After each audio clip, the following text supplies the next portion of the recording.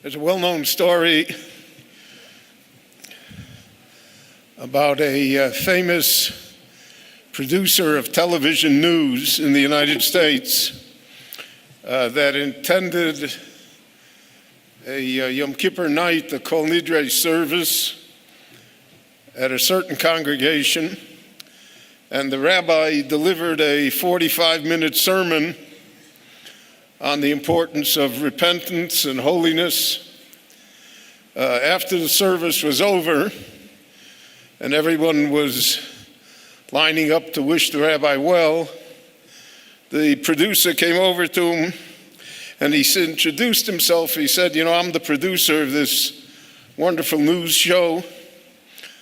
Rabbi, do you think that you could condense your sermon into 3 minutes?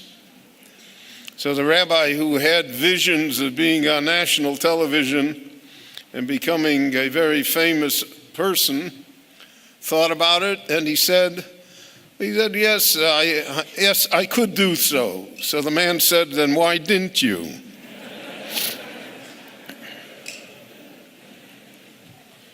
So the question here is, what have we learned from history? And the answer is nothing. But there are patterns in Jewish history and Jewish life that recur often, and I'd like to speak about those patterns, and I think we can identify with many of them. The first topic has to do with acculturation and assimilation. The Jewish people, having been in every culture and place in the world, subject to all of the influences of all of the different civilizations, naturally have become acculturated in every place that they exist. They take on the trappings of the culture, no matter how isolated they wish to be, but it is almost impossible not to become acculturated. So we become acculturated in dress.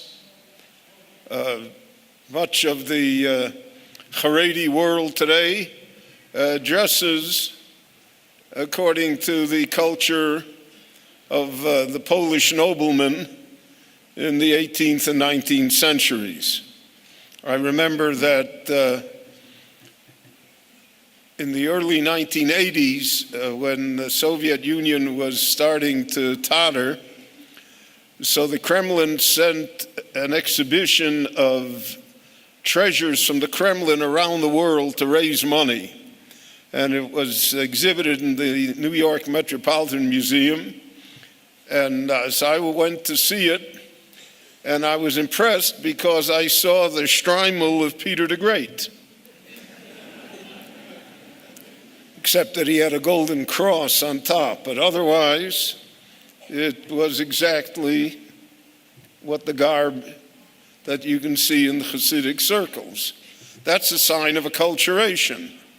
The language, you take Yiddish for instance. So Yiddish is a corruption of a form of German, mixed in liberally with Hebrew, with Polish, with Russian. Today it's with English.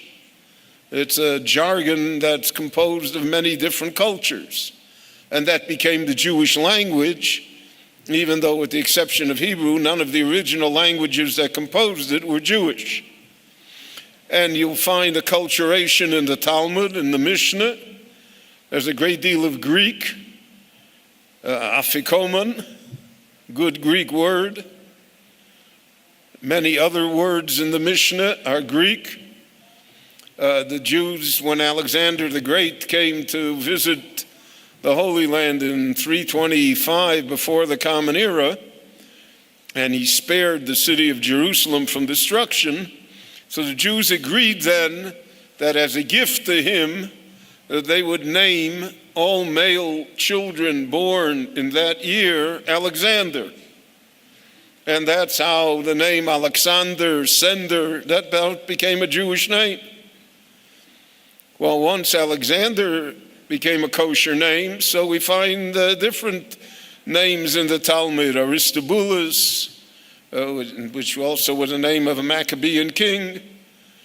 All of that came into Jewish life. In fact, the Ibn Ezra says that the name Moshe, of Moshe Rabbeinu, is an Egyptian name, not a Hebrew name. It's interesting how he got the name. You know, rabbis never stick to the topic, so don't get nervous.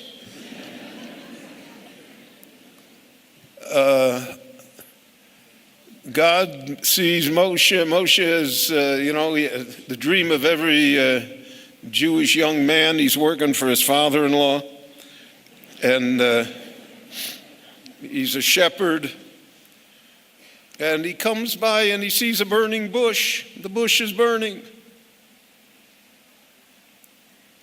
The Kotzker Rebbe says everybody saw the burning bush, not just Moshe, but they, oh yeah, it was burning yesterday too. It was burning 2 days ago. But I'm busy. I got carpool. I got to go to the supermarket. I have no time to look. Moshe says, "Asura no va'eres amare hagodol hazeh madua lo yivar asneh." I'm going to stop. How come the bush is not consumed? How come that it burns and burns and burns, is not consumed? So it says in the Torah, Vayar Hashem kisor liros. God saw that somebody stopped. Moshe is not ordained that he's going to, he stopped. So the angel of the Lord speaks to him, and he calls out to him, Moshe, Moshe, come here. I got a job for you. Wow.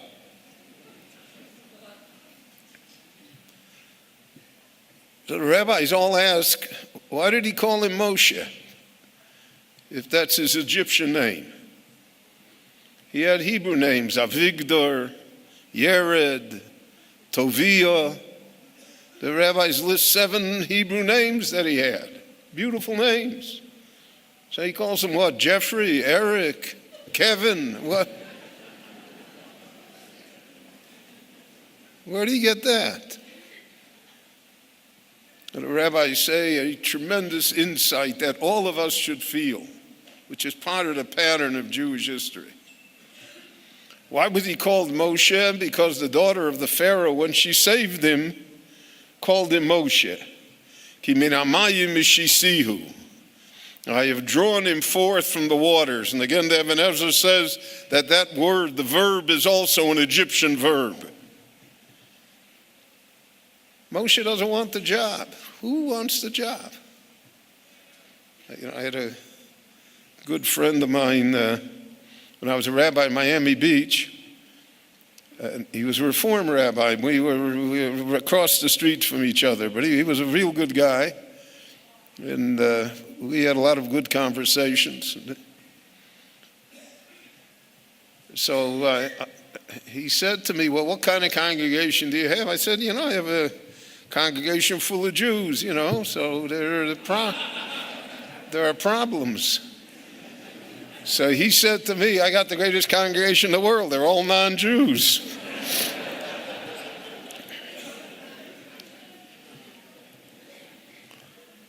So Moshe doesn't want the job. He says, Shlach no b'yad tishlach, send somebody else, my brother, send somebody else. I'm the only guy in the world. I once stopped a Jew in Jerusalem and asked him for directions. He said, there are 300,000 Jews in Jerusalem, you got to stop me?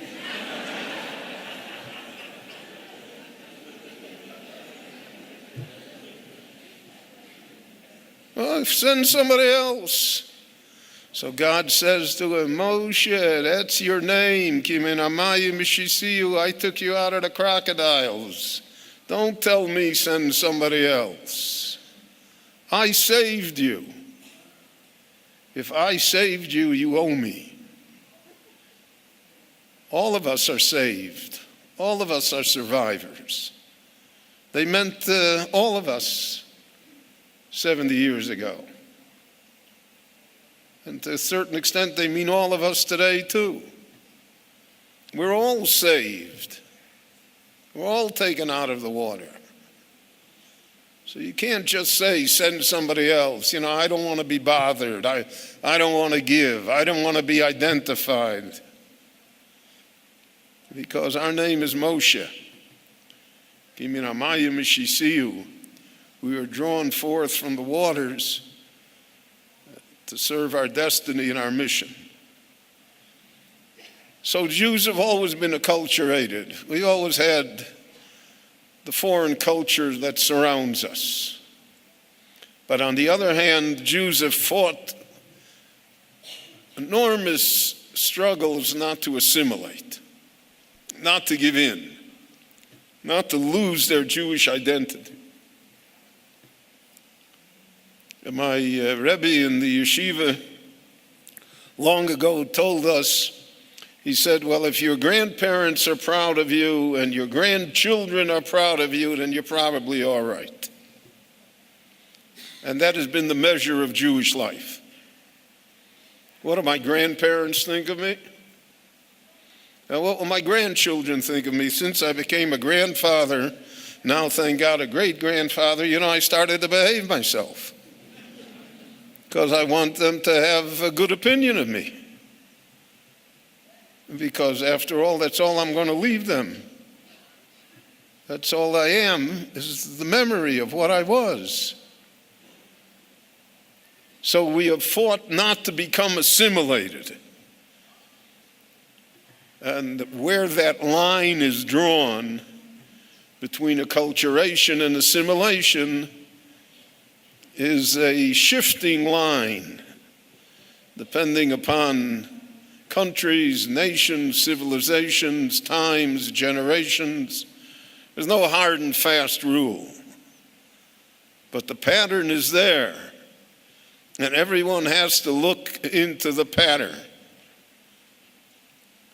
I had a good friend of mine who owned a mortgage company in Memphis, Tennessee.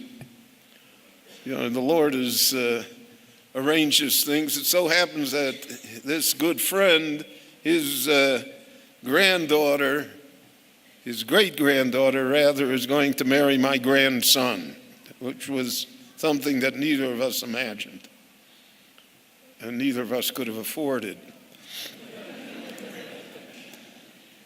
Anyway, he owned a mortgage company. And he became, in Memphis, Tennessee, he became more and more observant. And then finally he decided that the mortgage company not only is closed on Saturdays, it's closed on all Jewish holidays as well. And this mortgage company, he was the representative for New York Life Insurance Company, one of the largest insurance companies in the United States, and he was their agent to place their mortgages, to service their mortgages in 3 or 4 of the southern states of the United States. It's a very big client, and it's a very profitable business. So it came out the first year that he's going to close his office on Yom Tov, on the holiday. So it came out that Rosh Hashanah was Monday and Tuesday. So Sukkot was Monday and Tuesday, and Shmini Atzeres and Simchas Torah was Monday and Tuesday. So he's going to be closed 6 business days within 3 weeks. So he called up the parent office in New York, and he spoke to the vice president of the company, and he said, by the way, we're closed Monday and Tuesday, Monday and Tuesday, Monday and Tuesday. And he's going to be closed Yom Kippur. So he's closed 7 days, 7 business days. So the vice president says to him, New York Life Insurance Company cannot afford that its mortgage offices should be closed 7 business days in 3 weeks. So he said, it's my holidays, it's my faith. So the vice president said to him, well, we'll have to reconsider. Maybe we'll get a different agent. So he said, well, you have to do what you have to do, and I have to do what I have to do. So there were two brothers in the business. So the other brother said, we can't afford to lose them. Let's call another rabbi. Because we all know that there's always another rabbi, whichever way you want to go.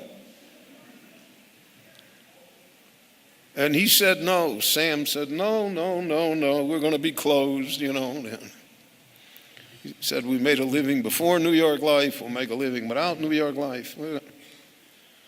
And they're closed.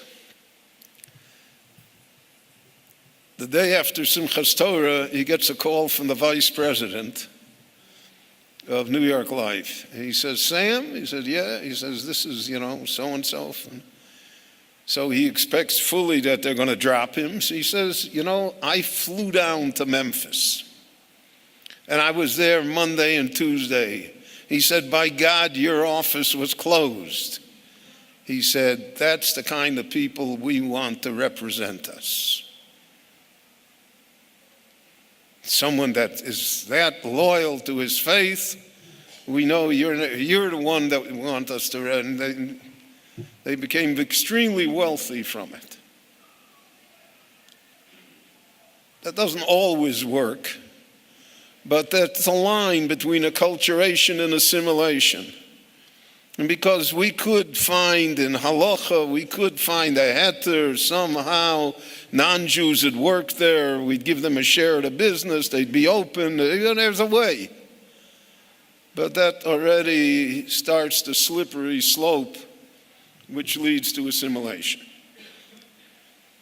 Intermarriage in the Jewish world always was relatively insignificant, not so much because of the Jewish part, but because of the non-Jewish part.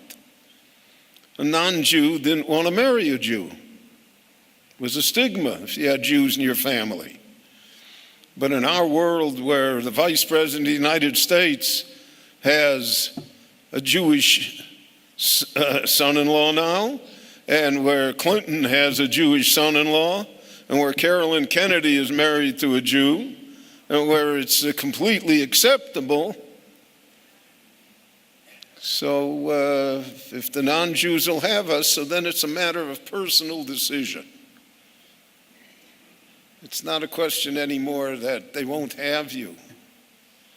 And therefore the road to assimilation and to intermarriage is wide open. And unless one has convictions, unless one understands why one is Jewish. I have heard from many Holocaust survivors that in the camps, they said there were Jews that had faith and they had some understanding of what they were doing there, how they got there. But he said there were people that were completely assimilated, people that had no connection to Judaism whatsoever, and they never understood what they were doing there. So their tragedy was doubled. Another pattern that exists in Jewish history is the relationship to the land of Israel. A very complicated relationship. Almost a love-hate relationship. It begins in the Sedra of the week that we just read on Shabbat. These righteous leaders of Israel come back and they give such a negative report about the land of Israel. And everything they said was true, except the spin that they put on it was not true. The objective facts were true.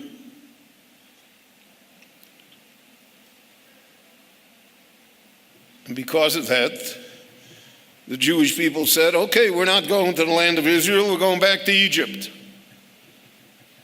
We remember we saw before, they said, oh, in Egypt it was terrific, we had pickles to eat, watermelon. It was great. They forgot that they took their children and mortared them into the bricks. So that whole generation dies out. So there has to be a generation that cannot go back to Egypt, that doesn't remember Egypt, that doesn't have an Egyptian passport. And that has to be the generation that goes to the land of Israel. So they go almost coerced because they have nowhere else to go. And they come to the land of Israel. So one would think that God would be more hospitable to us. You come to the land of Israel, everybody would welcome you. There'd be a Kiddush on Shabbos. Well, you made Aliyah, terrific. Instead, it's 7 years of war, 7 years till they divide up the country, and then there's almost 400 years of constant strife. You think we have trouble now? Read the book of Judges. Sefer Shoftim. Constant strife. And there's civil war between the tribes. You can't get their act together. Until finally, the prophet Samuel, King Saul, King David, King Solomon are able to build a country. And the temple is built, and that's the zenith of Jewish history. But it doesn't last long. It deteriorates immediately. Now, the first temple is destroyed. The Jews go into exile. They're in Babylonia. They get a decree from King Cyrus, Koresh. You can go back. It's the Balfour Declaration. Go back. Ezra gets up and he says, let's go. There are about 700,000 Jews in Babylonia, 42,000 go with him. And the 42,000 that go with him are not from, let us say, the upper class. They're not the pious Jews. They're not the scholars. All of those stayed in Babylonia. The Talmud says that if a person came from Babylonia, his pedigree automatically was accepted.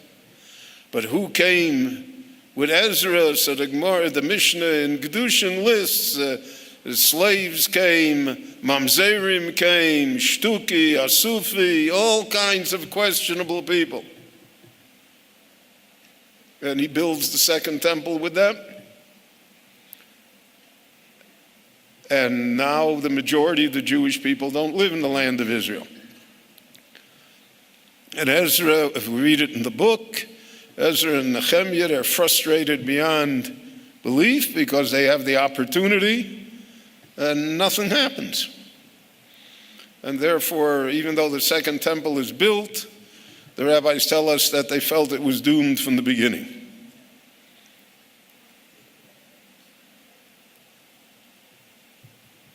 All throughout Jewish history, on one hand, the Jews want the land of Israel, and they want to go back to it. On the other hand, they're ambivalent towards it. They don't know how to deal with it. It's the greatest challenge in national Jewish life. I think we heard some of that last night from Dr. Kedar. How do you build a Jewish state? It's easier to build a Jewish community, let's say in Brooklyn, so the state of New York provides the police and they provide it. You don't have to do any, you're living there. But when you've got to provide the police and you've got to provide the taxes and you've got the parliament and you have all that political mess and you have security and army, and how do you do that? And that's a challenge. That's a great challenge. Moshe Rabbeinu said to God, Rei ato omer elai ha'ales olam hazeh. You tell me I'm supposed to uplift this people. I'm supposed to make them a great people. Ve'ato lo hodotani, and you didn't ever told me how. How am I supposed to do it? Moshe will say, Eicho eso levadi torchachem masachem verivchem. How can I bear it? There are a bunch of nudniks that bother me. I used to, when I was with the OU, so I had a mashgiach in Hawaii and the Dole pineapple. So he would call me 3 in the morning. I'm in bed. And he would call me and he would say, I didn't want to bother you in the office.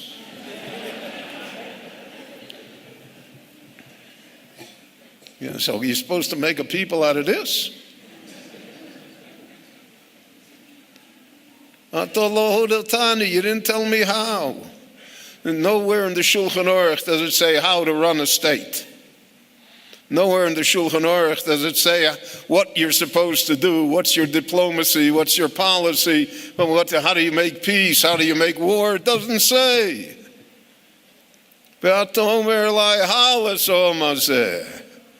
You only told me that you have to do it. You have to raise these people. You have to make them great. You have to fight it through. And we're in the process.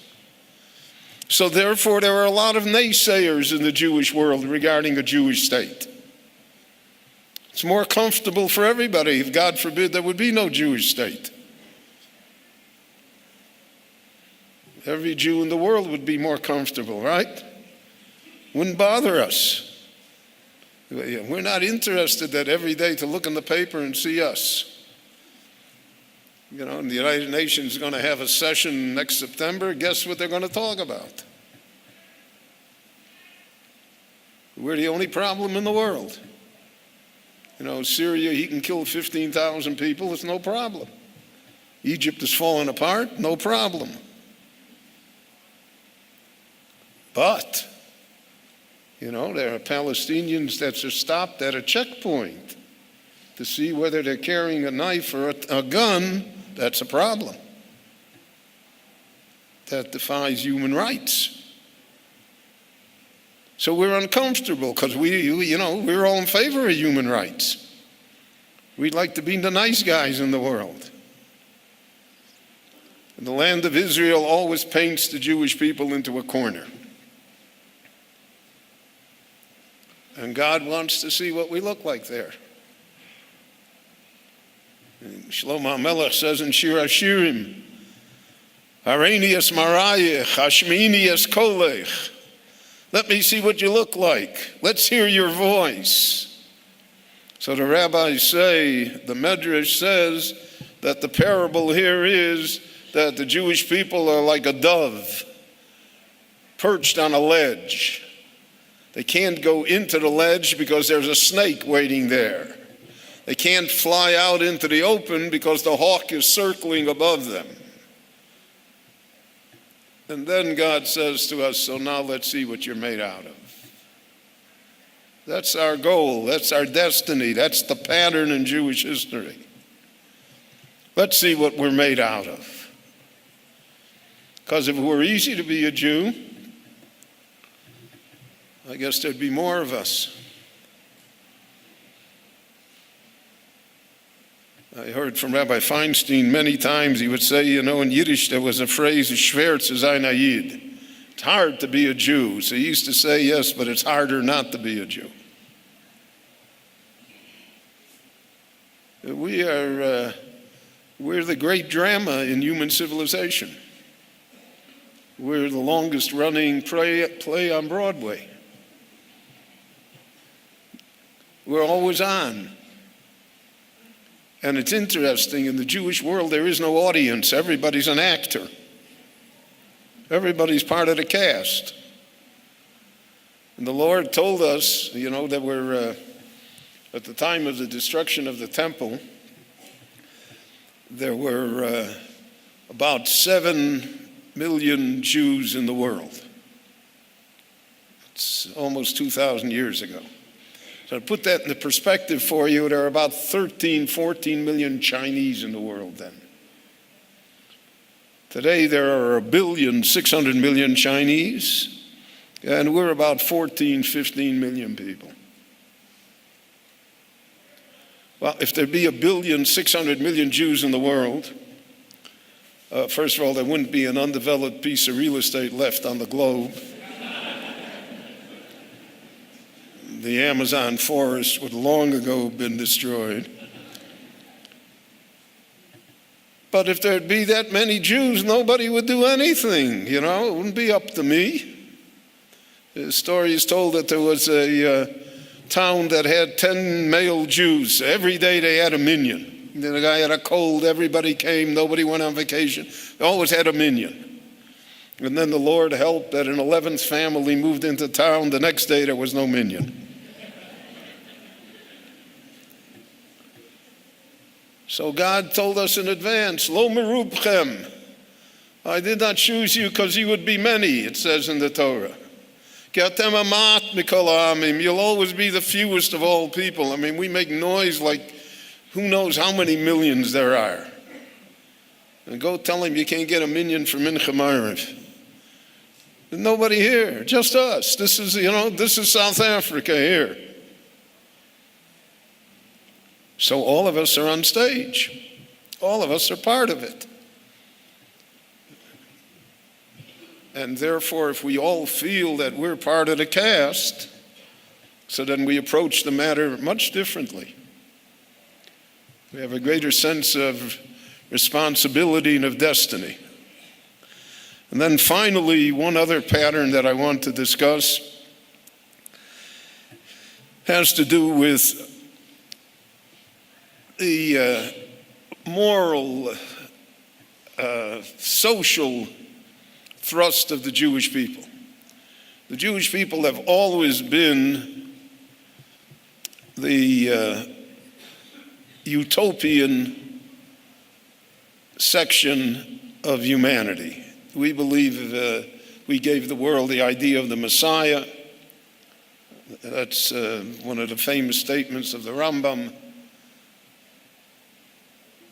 We gave the world the idea that there could be world peace, that people could get along, that there'll be a day that you won't have to have military academies, that the swords can be beaten into plowshares. That's us. That's our vision. That's our utopia.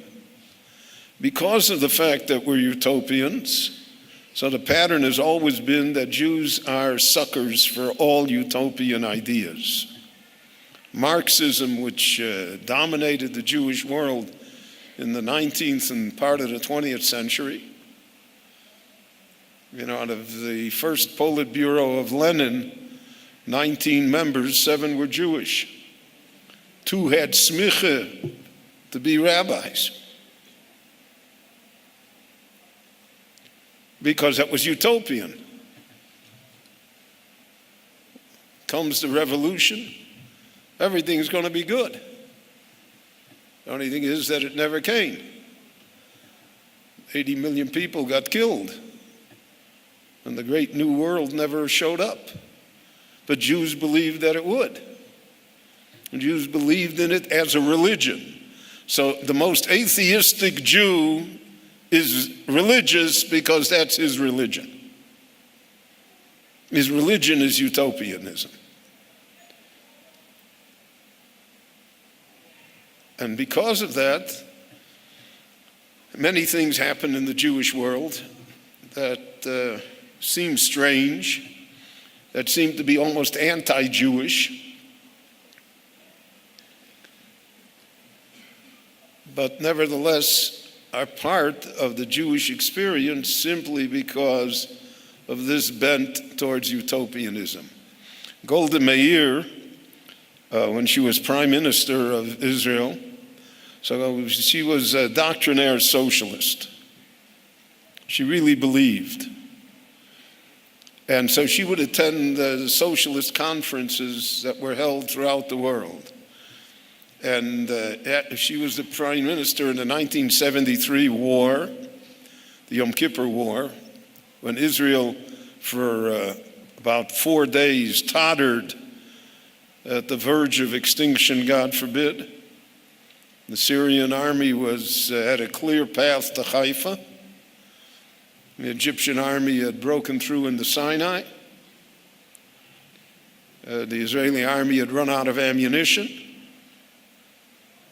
We were dependent upon Nixon and Kissinger. And she appealed to all of her socialist colleagues for socialist solidarity. And she writes in her memoirs that that was the turning point in her life when she realized that she was a Jew and not a socialist. And that's how the socialists viewed her. So this pattern exists throughout Jewish history. So Jews are liberals first and Jews second. They're feminists first and Jews second. They're environmentalists first and Jews second. Whatever current idea takes hold, that's what it is. But we are supposed to be Jews first. And all the other ideas are part of the acculturation. If they're good ideas, we should adopt them. If they're not good ideas, we should reject them. But that doesn't define us. There's no ism that defines us, that says who we are. The Lord told us, "Ve'atem tiyu li mamleches kohanim v'goy kodosh." You will be unto me a kingdom of priests and a holy nation. That's your job. That's your definition. But again, he didn't outline exactly how we get there. And times change, circumstances change, technology certainly changes. And there is no one size fits all. But the mission, the goal, the definition of who we are, that has never changed. That pattern has remained constant in Jewish life. And therefore, if we see it in that fashion, and we are willing not only to accept it, but we're willing to advance it and be proud of it, to tell our children that. I always mention there's a session on parenting, so I don't want to mix into it, but I always mention that in our family, we never told a child, it is forbidden. We used to say, our family doesn't do this. That's not the way our family behaves. And that's the sense of family, of who I am, of who my grandfather was. My grandfather passed away, so I heard my aunt and my mother discussing the fact. I was an only child, so I was an adult from birth. So they were discussing the fact that my grandfather had an insurance policy for $10,000. In 1944, $10,000 was a lot of money. So they already agreed that they would have money to send me to college and my cousin to college and everything. So they sent the papers away to the insurance company, and the insurance company sent them back a letter, and they said my grandfather had borrowed $9,800 against the policy, and that the check was made out to the Vadhat Sola, to the organization of Orthodox rabbis in the United States that saved 100,000 Jews from the Holocaust by defying the American government and bribing the Germans. So I've often thought, if I had I can spend $10,000 in a minute.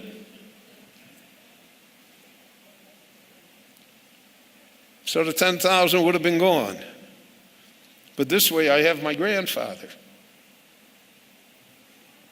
And there are a lot of moments in life when one is lonely and when money can't really help us. But if we have our grandfathers, if we have our tradition, if we have our self-worth and our self-definition, if I know who I am, So then we are very wealthy people. And we have a treasure that we can pass on to the next generation, and they to the next generation. This is the way our family behaves. From Sinai to Sinai and Daba, this is the way our family behaves. And that is the pattern in Jewish history, and that is what makes us the people who have a vision of being a Mamleches Kohanim V'Goy Kadosh. Thank you.